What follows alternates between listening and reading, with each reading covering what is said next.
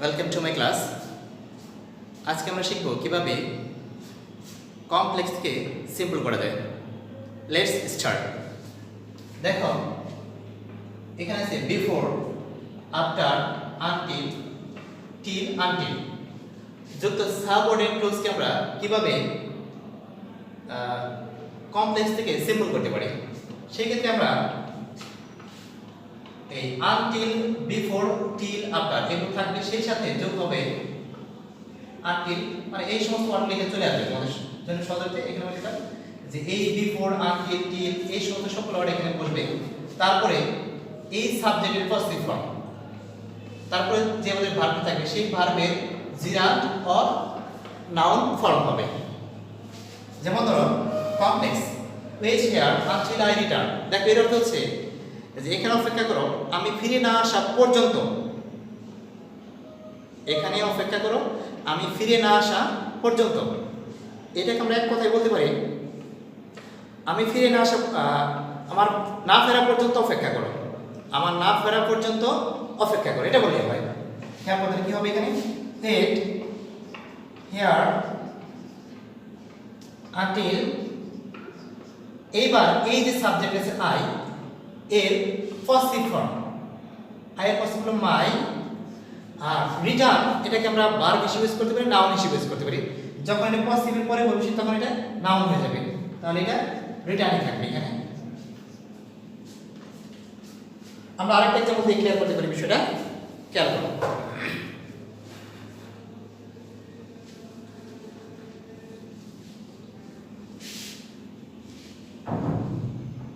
এই ক্ষেত্রে আমরা লিখতে পারি সে আমাদের একবারে সেই প্রেজেন্ট পারফেক্ট টেন্সে আমরা বা পাস্ট পারফেক্ট যে নিয়মটা পড়েছি বা যে এক্সাম্পলটা পড়েছি সবসময়, যে ডাক্তার আসলে পুরো রোগী মারা গেল, এটা দিয়ে শুরু করি। The patient had died before the doctor came.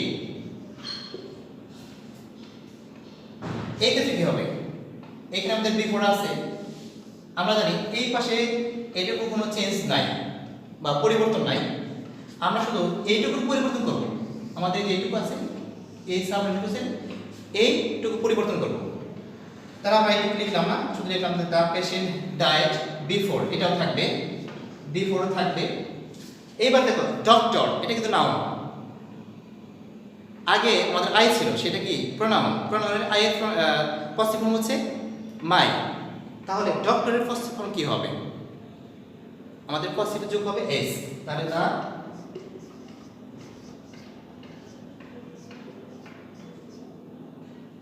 Doctors coming, এটা আমাদের জিরান ফর্ম হয়ে গেল। তাহলে কি the patient had died before the doctor came, এটা হলো এখান থেকে সিম্পল করতে হলো the patient had died before the doctors coming. এখানে খেয়াল রাখবে এই অ্যাপোস্ট্রফি দিয়ে এসটা দিছি, এটা পজিটিভ ফর্ম। এখানকার নাও থাকলে সেই ক্ষেত্রে আমরা এস দিয়ে তার পজিটিভ ফর্ম করি।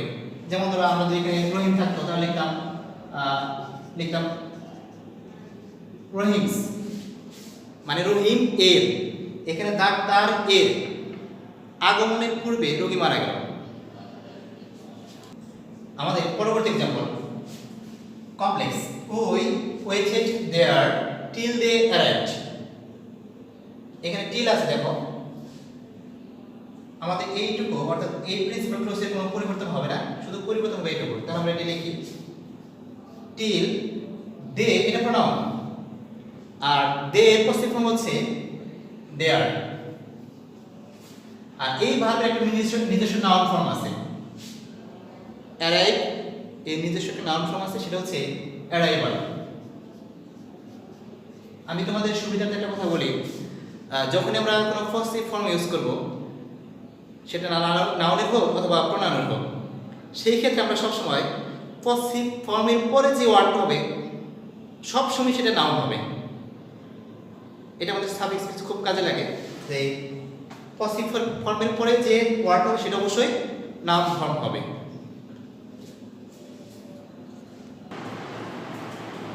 আমরা এবার আরও একটা ইন্টারেস্টিং রুলস দেখবো, সেটা খুবই মজার আমার কাছে মনে হয়, কারণ এটা খুব সহজে আমরা করতে পারি। আমার মনে হচ্ছে যেটা নিয়ম না জানলেও চলে। আমি চাই তোমরা এই নিয়মগুলো মুখস্থ না করে নিজে নিজে বুঝে করার চেষ্টা করো, তাহলে সেক্ষেত্রে সুবিধা হবে। হ্যাঁ, তোমরা এই রুলটা দেখো যে subject plus believe, think, know, consider, এই সমস্ত ভাবকে ভার্ব অফ থিঙ্কিং বলা যায়। সেই ক্ষেত্রে আমরা খেয়াল করো, সাবজেক্ট বিলিভ অর্থাৎ এই ভাবগুলো কি believe, think, know, consider plus that এই ধরনের আমরা কমপ্লেক্সে কিভাবে সিম্পল করতে পারি তার আগে একটা কথা বলে নিই। এইটা আমরা এই সমস্ত ভার্ব লাগে, এই যে এই চারটা ভার্ব আছে এখানে, এইটা আমরা বলি ভার্ব অফ থিঙ্কিং, মানে চিন্তাশীল ভাব বা ক্রিয়া। আমরা কে কাকে কি মনে করি বা কি হিসেবে চিন্তা করি, কি বিশ্বাস করি, এগুলাকে এই যে আমরা বলি, এগুলিকে আমরা বলি ভার্ব অফ থিঙ্কিং। তো দেখো এই নিয়মটা আমি লিখছি না, কিভাবে সিম্পল করতে হবে আমি আগে একটা এক্সাম্পল দিই, তারপর বিষয়টা বোঝানোর চেষ্টা করছি। দেখো সিম্পল করা যায় কিভাবে এটাকে। I think that he is honest, আমি মনে করি বা আমি চিন্তা করি সে সৎ, সে হয় সৎ। দেখো এখানে দুটা কথা বলা ছিল, আমি চিন্তা করি, দুই যে সে সৎ, মানে দুই বাক্যে বলা ছিল কথাটা। আমরা এক বাক্যে বলবো, আমি সহজে বলতে পারি আমি তাকে সৎ হিসেবে, খেয়াল করো, আমি তাকে সৎ হিসেবে চিন্তা করি। তাহলে হবে আই থিঙ্ক, কাকে চিন্তা করি তাকে, তাহলে এই সাবজেক্টের objective form I think him to be honest, আমি তাকে সৎ হিসেবে চিন্তা করি। এইবার আমি আরেকটা এক্সাম্পল দিতে চাই।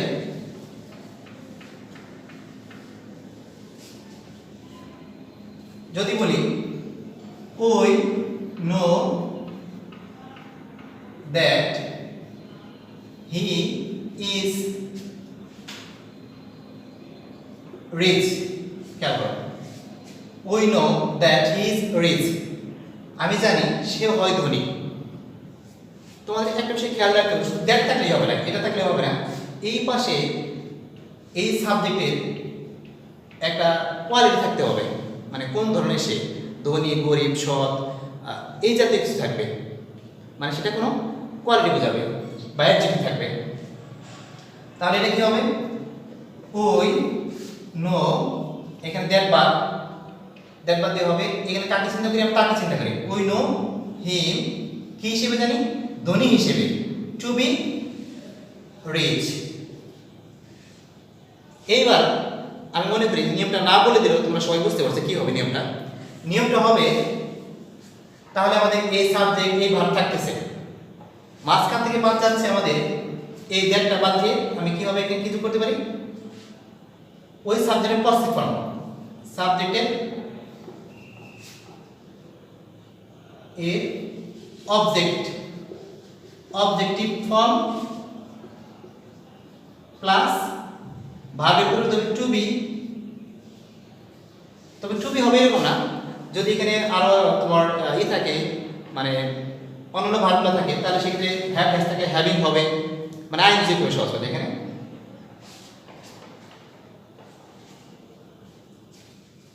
আশা করি করবো আগামী ক্লাসে অন্য কোনো টপিকস নিয়ে তোমাদের সামনে হাজির হবো। সে পর্যন্ত সবাই তোমরা ভালো থেকো, আর এই ভিডিওগুলো ভালো করে রিপিট করবে বারবার, তাহলে তোমরা এই ক্লাসগুলো বুঝতে পারো ইনশাল্লাহ। আল্লাহ হাফেজ।